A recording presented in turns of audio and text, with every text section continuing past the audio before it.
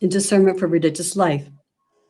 Today, Cathy Manderfield, a member of the Sisters of Mercy, and Sister Terry Sayetta, vocation minister, will talk about discernment and answer questions that you might have about the process.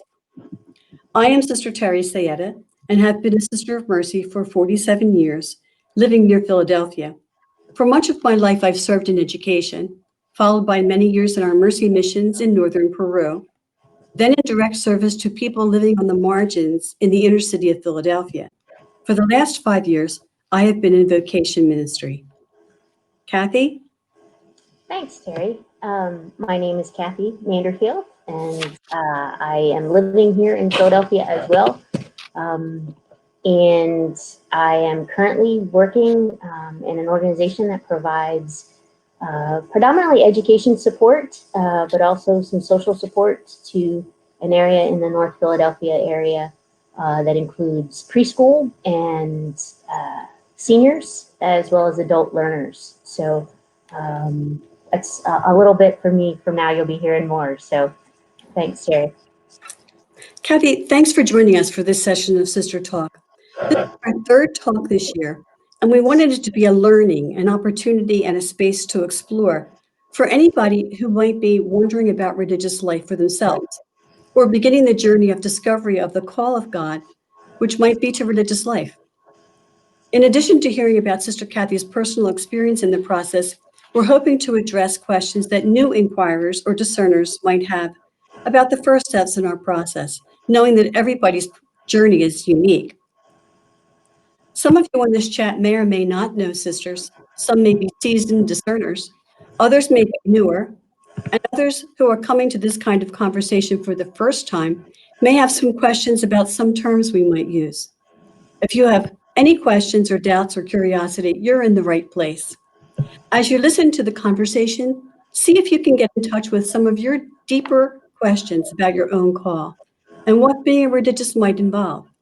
If you want to, jot your questions about your own call in the chat room, and we'll attempt to answer them as we go along. So Cathy, you're not a brand new member, but you've been through this process and have professed your perpetual vows as a sister more recently.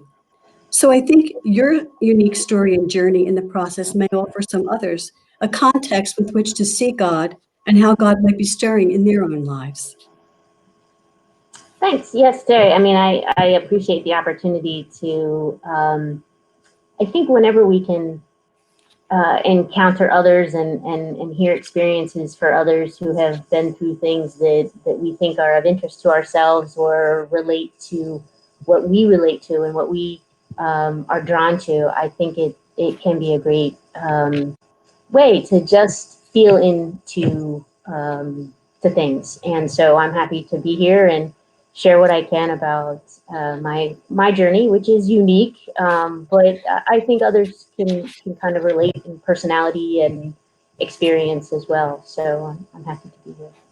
Good. Can you tell us something about the discernment process for you? How that went? How about when?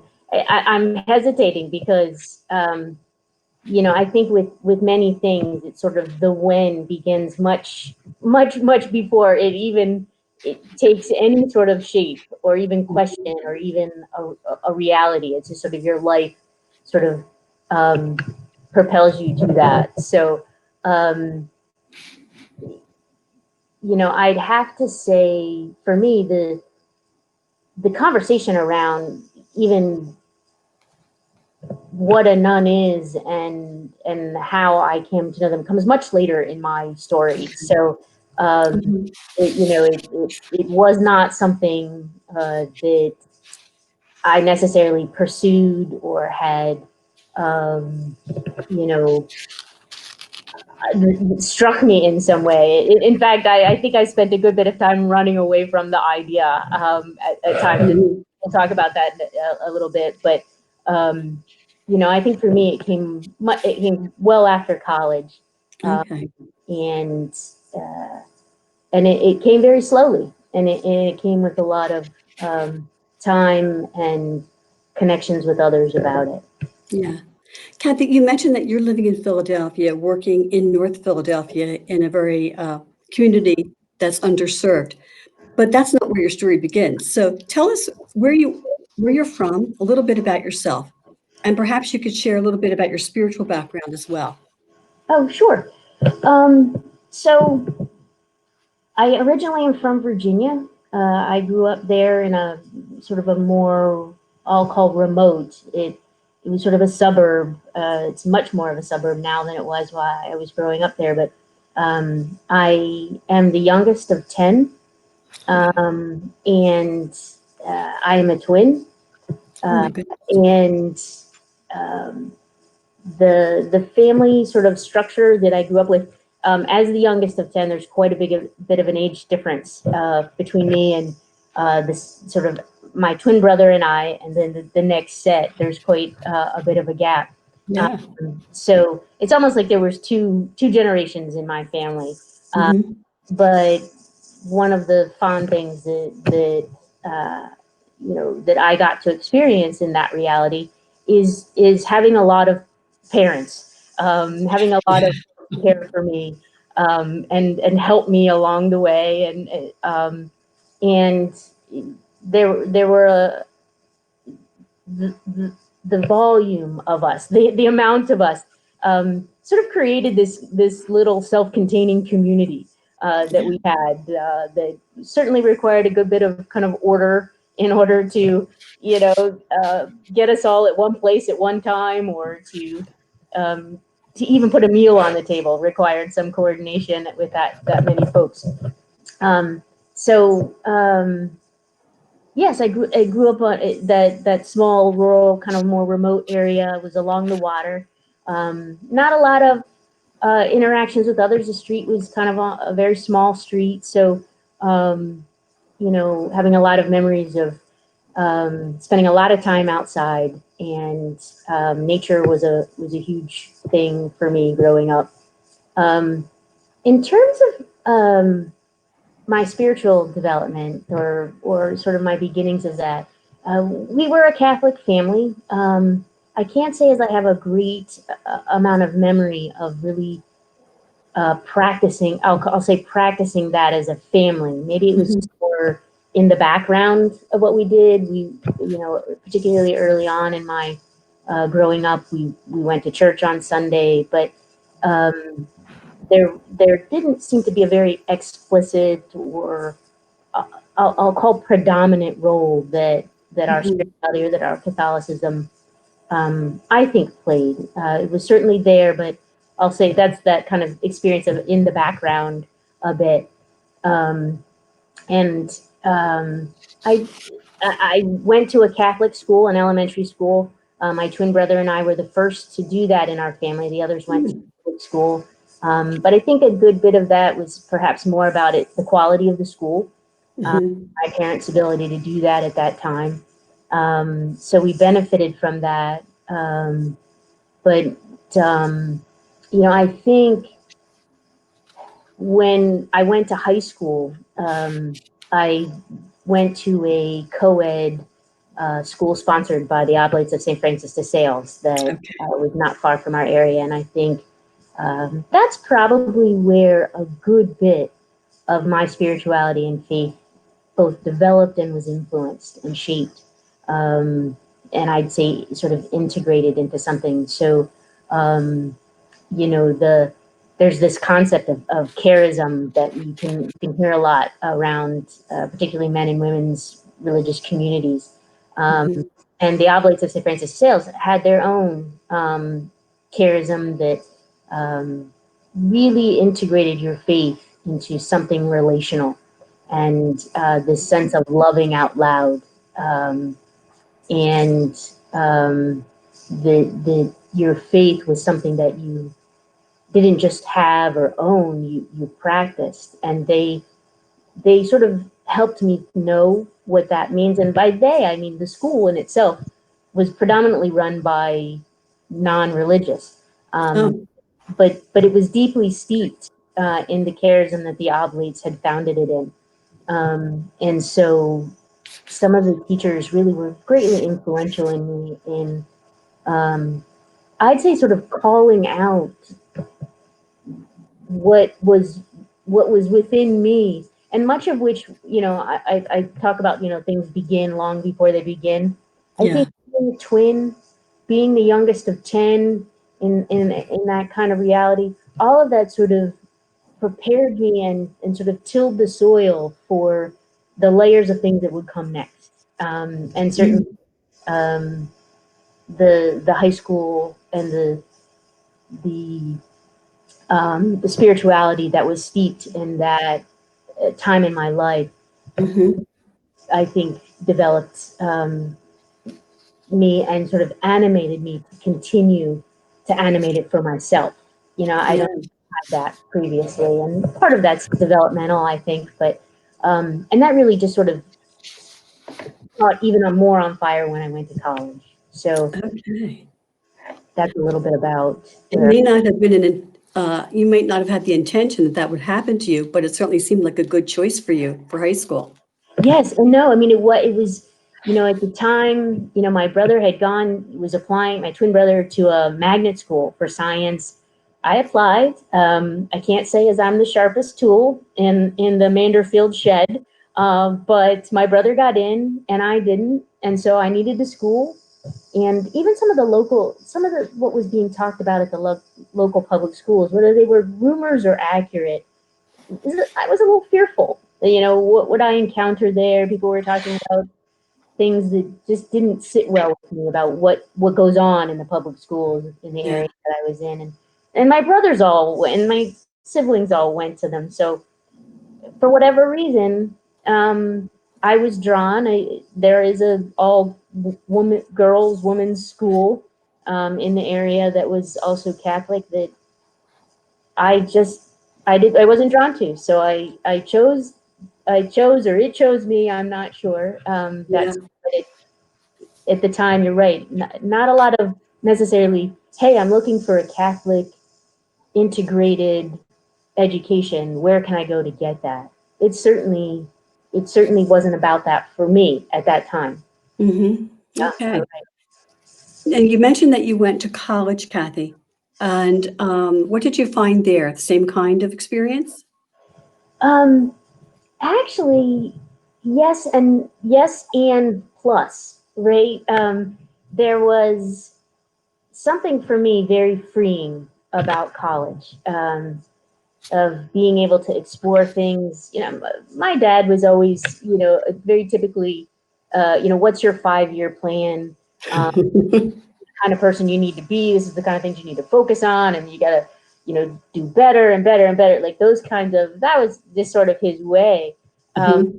But college gave me the opportunity to just be a little distanced from, you know, what others wanted for me, and Mhm. engaging what I was drawn to. And for those of you listening that have had the opportunity to perhaps go a bit away from school, eh, there was so much variety that I had just never been exposed to, and so it was like this smorgasbord of Cathy Manderfield. What are you interested in? And there's a lot of it here. Um, so in that way, I was drawn in, and one of those areas that drew me in was the campus ministry. Um, Okay. the area of Virginia I grew up in was pretty a high Catholic population, and so in the school that I went to James Madison. For Okay.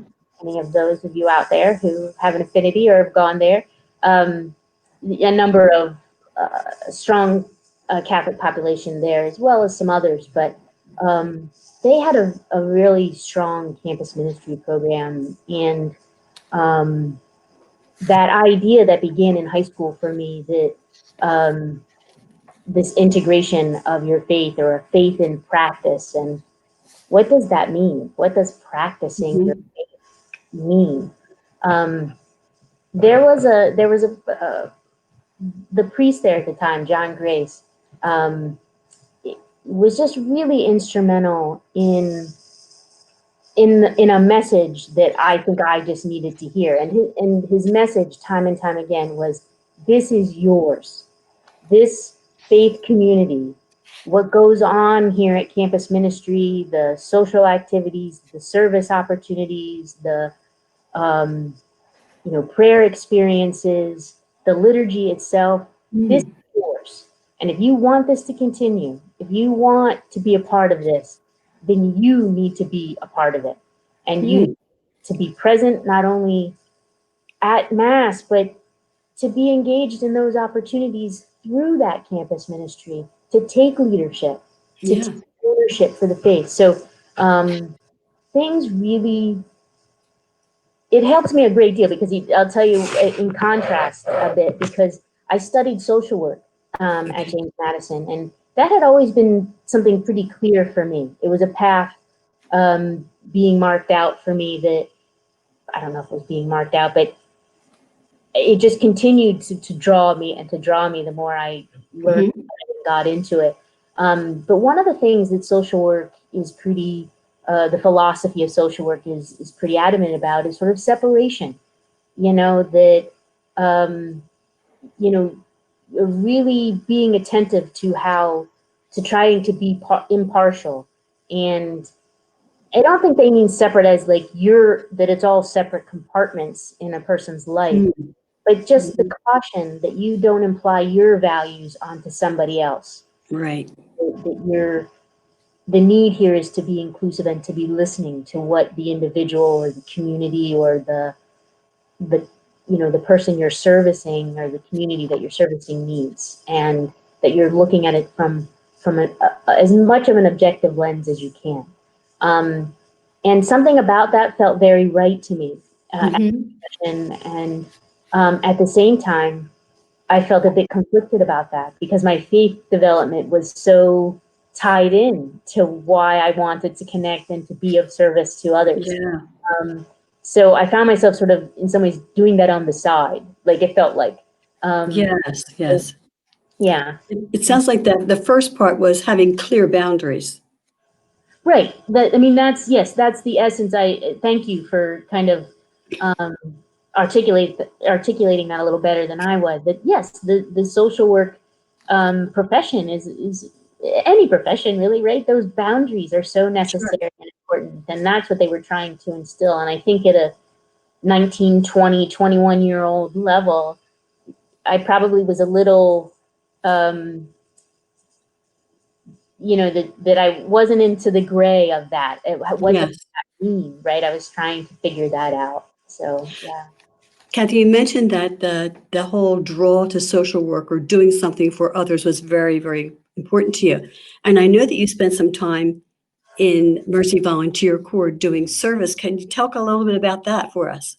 Sure, sure. And that was such a random happening in my life because at the university that I went to, James Madison, um, we had in the campus ministry when we went to liturgy, alum came back who had experienced these year-long volunteer, sometimes two experiences, Peace Corps, Jesuit Volunteer Corps, a number of these volunteer experiences. They come back and they'd share these amazing stories about what happened to them and what they did and where they went. So when I was getting ready to graduate from college, I, I was very much aware that the experience I had just gone through really, how real is this, campus environment, this experience, this college, was sort of this kind of surreal time, right? And I'm Mhm. very much aware that there was partly because of maybe some experiences I'd had on mission trips or service trips that we went to during college, that I was growing in the awareness that there was so much more that I had not been exposed to. And so, um, getting ready to graduate, wanting to be exposed to some things I hadn't gotten exposed to, being a little unsure of how will I make myself, how will I make it out there, whatever Yeah. out there was, it's sort of like my parents had been very helpful in supporting me through college. Um, and right, it's like real world coming Yeah. soon. So, for me, at least, that was the experience that I was in at that time. And so, and had a really good friend that I had gone to high school with, both social work majors, both of us looking to volunteer after college, both of us wanting these experiences we hadn't known before. So we said, you know what, we have to do different programs. Like, there's this resource, the Catholic Volunteer Network, out there that has a great catalog. It's, we use the term catalog, of which there probably are none anymore, but there's a Yeah, great, right. um, vehicle now that this response has taken over, that just provided a lot of programs that you could sort by, like, where you wanted to go, what you wanted to do, how long you wanted to do it for. Um, and so both of us had been, searching and searching through that to see what we were drawn to. And we were kind of drawn to the same parts of the country and this kind of thing. So it was like, okay, you just choose that program, and I'm going to choose this program called Mercy Volunteer Corps. I didn't really know anything about it, except it had some of the elements that I wanted. I wanted to go out west. I wanted to do social work. Um, and so I applied there, and she, applied to her program. Um, and so when I went to uh, actually the application process and was accepted, the sites that they had available left. I was a little late, which is, if you know me, and some of you out there do, I run on the slower side. But by the time I had applied, there were Philadelphia was what was pretty much available to me, Oh, and so it was like 3 hours from home. And I was like, I don't want to go to Philadelphia. Like, I wanted to go somewhere and do something. I didn't want to be in an urban environment. Like, but anyway, I kept into the conversations. They had sites that were a draw. A couple of alum from James Madison were doing service in Philadelphia too, oh. actually, that I had known. And that was pretty much all it took, was a conversation with them to say, you got to do this, and I'm like, really? Volunteer coordinator. And um, just a fabulous, that desire that I had to be exposed and to experience something far different than I had known came to fruition, but in a totally different way than I had expected. I Yeah. knew people who experienced things that I had never experienced, that didn't look like me, didn't feel like me, like, weren't drawn to the same things I was drawn to. And, um, it just was a huge learning, a huge Mhm. um, opportunity for me to be exposed to what I would say, to God, right? I mean, to this Yeah. sense of bigness and creation, of the variety and creativity of God, really, is how I would draw that. And I had a wonderful group of women that I lived with, who were all kind of coming at this for different reasons as well, from different parts of the country. The four of us at that time living together and sort of sharing this experience, and laughing together and fighting together sometimes, because you just close quarters. We didn't know any of these people, and coming at things in different ways, but Yeah. pulling together to kind of share our life, was really powerful. Ended up doing a second year in San Francisco, where it made sense. Project Home, I was working with folks who, as I said, lived Mhm. homelessness, and my social work background seemed to fit into that.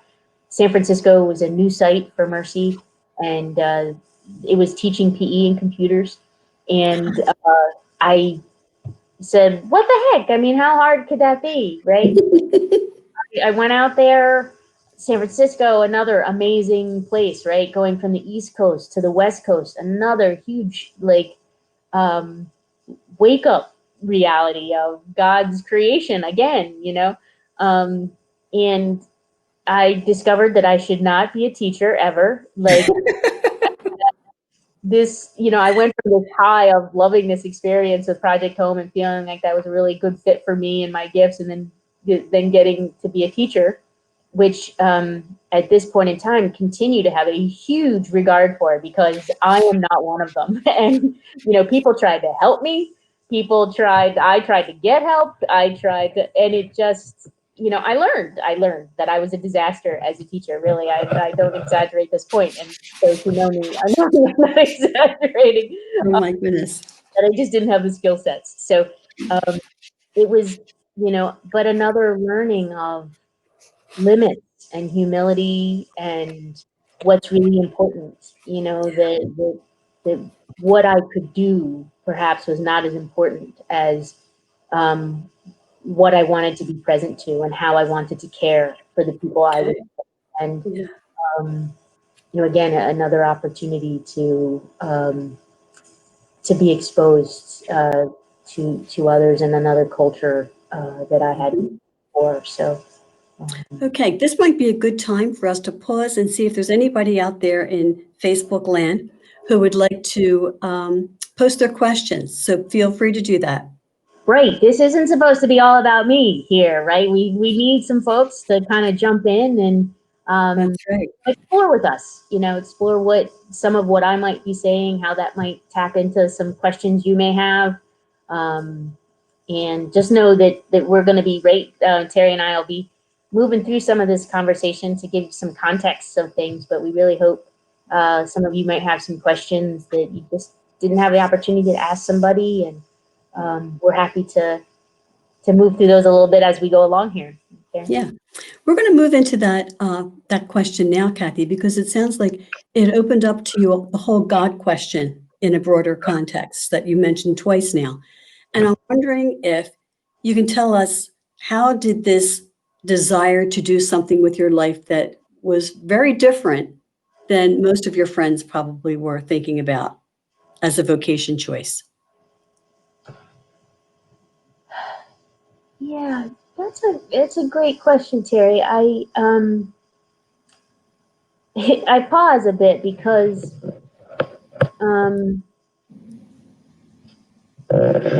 you just talked about like something that may not be as popular, and I think of that volunteer experience that I had. That sort of like it felt natural. I knew people who were doing it, right? And it felt like just one of those options: grad school, volunteering, getting a job. Like these were some of the options that I felt that were right in front of me. Becoming a nun was not anywhere near right in front of me. I didn't Right.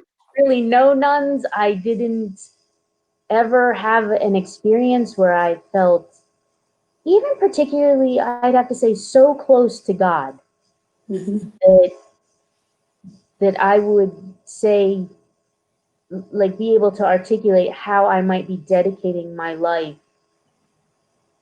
to something spiritual. Like, even though I've mentioned being drawn to sharing my faith and my spirituality, it probably hadn't gotten to my volunteer experience probably helped me to deepen that reality of my connection with God. So one of the things that happened to me when I left the volunteer world is that I took a job with the volunteer program. Somebody was transitioning out of doing some of the recruitment and the administrative parts of the volunteer program, and so I got to I took a position with that really meant I was now working for the Sisters of Mercy because it was their Okay. program, right? So Yeah. this institute-sponsored ministry brought me in, and part of my role in that position began with going to different volunteer fairs, inviting people into this amazing experience that I had, and talking to them about what are you looking for and what are you searching for, and what can we connect you to that might help you get to whatever that is that you might be drawn to and looking for. And then the position opened up on staff where I began to do more of the facilitating of the experience. A great deal of support behind the Mercy Volunteer Yes. program, right? And I was visiting volunteers. I was facilitating. Hey, how's this going? Um, Hmm.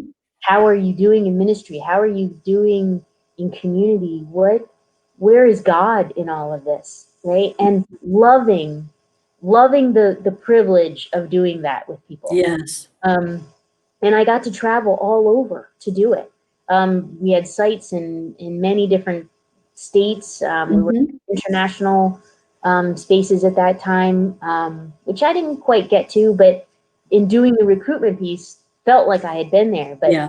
the the transition for me, I think, um, began when I started to recognize I really like this. I really Mhm. like what I'm doing. And Yeah. what I'm doing looked so closely related to what I saw the Sisters of Mercy doing. Okay. Their lifestyle, the commitment to community, the commitment to prayer, the commitment to service. And I was helping others facilitate this in their own life. And I felt like I was on the sideline, at this point, because I was with the program for about 7 years. And so Yeah. getting to a point where it's like, you know what, this is great getting to work with people, but I'm watching these people have these experiences that I want to continue to have in my own life, right? And it brought me to another place even of besides, hey, I'd like to stay at that ministry for a while, or what about Yeah. that, experience? Um, was this sense of this question that just was like, what makes these women want to do this for ever, for the rest of their life? Hmm. And that was not something I really articulated even to anyone. I'm not even trying to articulate it to myself. It was just sort of this background running question of Yeah. do am I noticing how much I really like this work and this job and what I'm connected to? That sense of liking the life I was living. And what did that mean? Because it wasn't even certainly something that I saw other people doing. It wasn't a kind of work that others were engaged in. Um, and I felt deeply that the Sisters of Mercy were sort of providing this for me. Hmm. That they were the context with which all of this was happening. And so, what did that mean? And so I think you know, if I have to be real, like even as a volunteer, some of the people who I worked with would be like, "Do you want to be a nun? Is that like why are you doing this? Why are you not getting paid and going somewhere you've never been and living with people you've never lived with and doing work you've never done before? Like, you want to be a nun?" And I would have been like, "No, no, no, no, no. Like it has nothing to do with that, right?" Um, and then even some, the Sisters of Mercy are, as well, greatly excited about their life. And so, of course, you'd occasionally have people being like, "You ever thought about being a Sister of Mercy?" And I'm like, "No, no, no." And so those questions were coming from outside, but it never, un, until those those experiences I was sharing with you just a few minutes ago, it those were just outside stuff. It was just like, no, that's not about me. That's about you or your perceptions or whatever. But it wasn't Hmm. until this restlessness started to happen of where's this going for me? Wanting to maybe be a bit more committed. And I don't even think I knew what that meant at the time. Yeah. That was a bit of an Okay. experience with that. So, and I think, we might have some questions here. Yeah. Yeah. Well, one was, what was the thing that ultimately made you take the leap to become a religious sister? And I think maybe this would be a good time for me to talk about some steps in the process. And then I'll get back to you, Kathy. Yeah. Because you've talked a little bit about what was drawing you at that particular time. You out there in Facebook land who are connecting with us right now, you might have the same experience of Kathy. Like something is happening, you don't know what it is, and you haven't taken any concrete steps. So sometimes the person has been thinking about this for a long time. Maybe it comes up when you're in high school and then you don't do anything with it. You go to college and then you begin to live your life. And then sometimes later, that question might come up again. And you're like, maybe now's the time to seriously think about it. When the thought keeps coming up later, maybe the curiosity or the desire and the courage to look more seriously at it. The first thing that a person might do is, when they get to that point, is make a call, text, email, answer an online questionnaire for the community. However it occurs, a vocation minister is waiting there and will be available to respond to your questions and accompany you through the journey of discernment.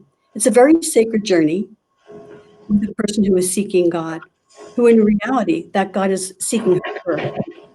During the process, the woman will learn about the religious community, its spirituality and traditions. How does it live out the founding vision? How do the sisters live out the gospel? How do they respond to the needs of the world through their works of mercy? The person will have opportunities to visit the sisters and their ministries. Cathy talked about her role in working with the volunteers. She went around and she saw the volunteers in all their various ministries, most of whom were connected to Sisters of Mercy. So you will pray with the sisters. You'll have fun with them. Cathy talked about laughing a lot. Well, that's the same kind of thing you do in community. In a word, experience the reality of their life, eventually through live-in experiences. This will give her a good idea if what's important to the sisters, praying, serving in ministry, sharing, and enjoying life together, is also important to her. And Cathy, I think, explained that very well. She found those things were draws for her. They were important, and she eventually took the step. So, what were the steps you took in discerning or deciding whether this choice you were moving toward was the right one? Who did you talk to about it? So it's interesting. I find myself, I wanted to touch on your question, Carrie, and Yeah. who did I talk to about that? And you know, and I'm going back to this question here because I find myself, I don't know, this sense of, you know, what made you sort of take the leap to become a religious sister? So I'd have to say there is nothing in my predisposition that leaps, right? I am just not a leaper. And so while I totally understand the question, it's just sort of like, you know, what, you know, sort of maybe you finally said yes. But I think it's important because um, I think it's important to honor the process that is within you, right? So there is this kind of process within the Sisters of Mercy and other communities have developed to help and support and guide somebody in a process of discernment. But to note that I think I just want to comment on like people's personal processes that Mhm. isn't what we're not talking about, but I just want to emphasize it a little bit um, because I think, as Terry mentioned earlier, this is a unique journey for every person, and for me, I took a very slow approach at this, and you know, I can't even say totally why, you know, that it took me so long that I did not leap into something, you know. Um, but I think part of it on one level was I was looking for surety Oh, before I moved. mhm. You know, before I leaped, I wanted to be sure, right? So, and you know, that's a kind of an element of my personality, probably more so then than now. But at the time, I think I was. It was sort of like I was working really hard at trying to be sure that I needed to leap and or that I wanted to leap, you know, and that wasn't working for me so good because Yeah. I think so. I mean, so that was part of it. The other piece is that I think I was um, developing pieces within myself in talking to a spiritual director or even in the experiences that I was having, that I just needed more time with. And so actually my leap, came when I said to myself, and again, there's nothing really edifying about this leap. Cathy, okay, you've got this social work degree. You want to be doing these things that you see happening all around you.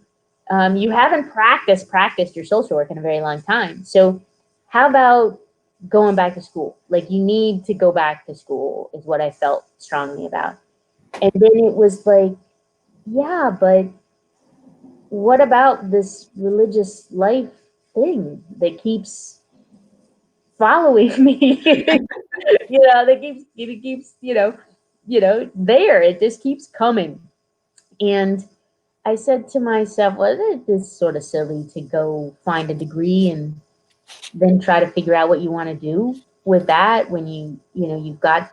I was somewhat aware that there was some processes involved in becoming religious. So, and that took some time anyway. So I said to myself, Cathy, you've been trying to think this out for a very long time. And so I think the time has come that you stop thinking and just start, like, living it. The moment I think I kind of acknowledged that, it was like, yes, that's so much more my way of, it's like, I don't want to go read about a place, and then go visit it. It's like, I don't find that need. That's not one of my needs. I just want to go there. I'm one of those that doesn't read an instruction manual. Like, I put the thing together, right? So I'm a very experiential person, and so it made total sense to say, Cathy, what are you doing? You're not going to know the answer to your questions until you live into the questions. So for me, it came down to sort of saying it's time. To partly because I had that sort of decision that I put on myself of where do I go with this, but it did sort of push me a little into that sense of, you need you need to take this outside yourself. And so that's when there were plenty of opportunities, as Terry just mentioned, to connect with people into the community and get to know them. And that beginning part is, at least at the time, a few years ago, as I was moving through that it's a very personalized time. And it takes some time to kind of say, well, what of this do you need? What supports do you need to help you with some getting in touch with the awarenesses in you about what this life could be for you. And so, that looks very different for different people. Some people wanted to be with groups of other people who were discerning. That was not my bag either. I was greatly benefited by some one-on-one conversation with the vocation minister that really helped me bring my real life experiences into this sort of what felt like a draw to, and how is it relating, how is it making sense. So, Yeah. Cathy, you bring up a really important point that I think our listeners probably would agree with. There's a long road between the head and the heart. And you're talking about getting into the heart of what makes you tick and where God touches you. And it really led you to the Sisters of Mercy. We did touch on that I think will be important to mention is the aspect of our critical concerns as Sisters of Mercy. Now, we call them critical concerns because they're issues that are critical to the fabric of our world. And I know that you are passionate about these critical concerns. Can you talk just a little bit? Because we're getting near to the 45 minutes. Sure. Yes. And I'm glad you brought that up, Terry, because I think sometimes, we have our experiences and they're so much a part of us that it's like we breathe them, and we don't necessarily know to articulate them. But So what Terry is referring to in some of these critical concerns were I would call endeavors of Sisters of Mercy, and there's processes within this community that engage the community in creating these. What do we want? Are we hearing and feeling that the world is in need for our energy to be focused on?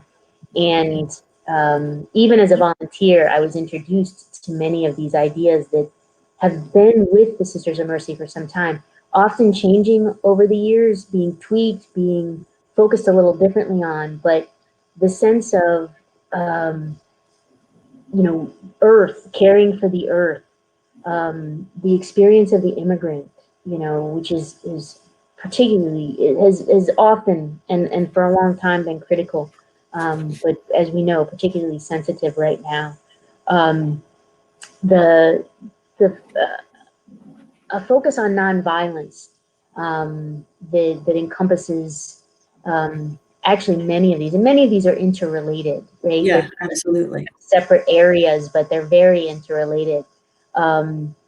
Racism, that we know right now in our country is particularly being heightened, um, but this need to tend to racism um, is has been with us, and is one that needs ongoing attention Mhm. and work and prayer and energy, so that this um, is something that we know how to live more inclusively, Yes. to be aware of the oppressiveness that sometimes comes with privilege and power and all sorts of things. Mhm. So racism is another one of those critical concerns for the sisters.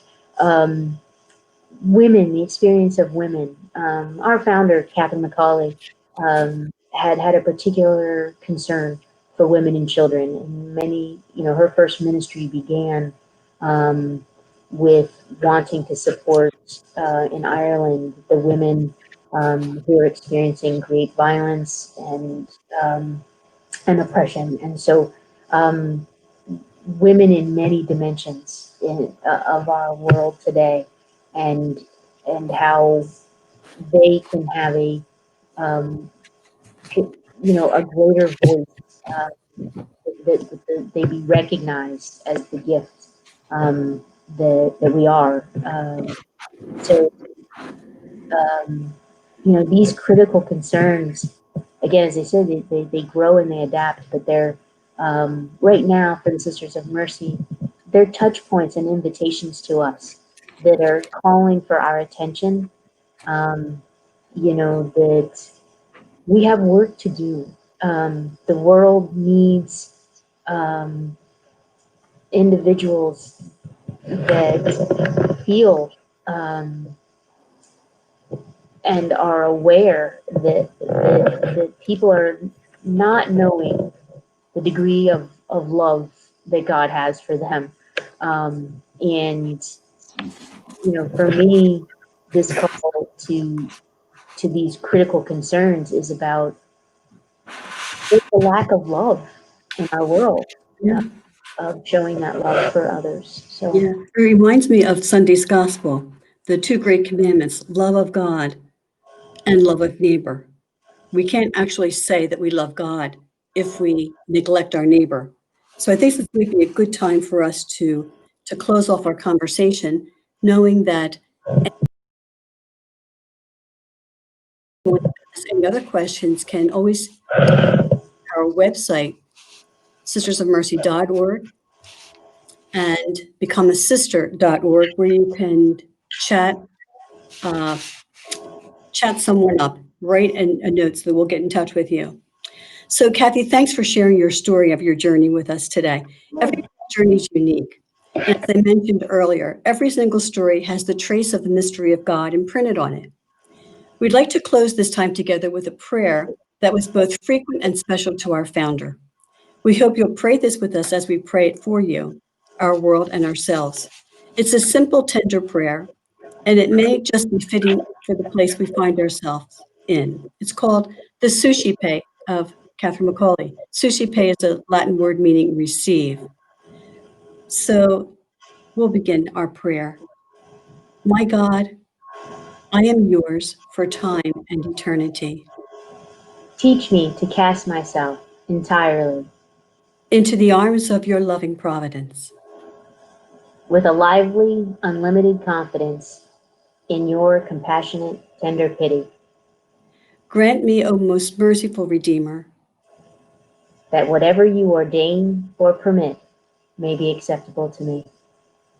take from my heart all painful anxiety. Let nothing sadden me but sin, Nothing delight me but the hope of coming to the possession of you. my God and my all, in your everlasting kingdom. Amen. Amen. So once again, thanks for joining us today. May your journey of discovery of God's desire for you be blessed. And Sister Cathy, may your journey in mercy continue to be a blessing for others. Thank you all, and keep alert for our next Sister Talk on Facebook Live. Thanks for joining us. Thanks, everyone.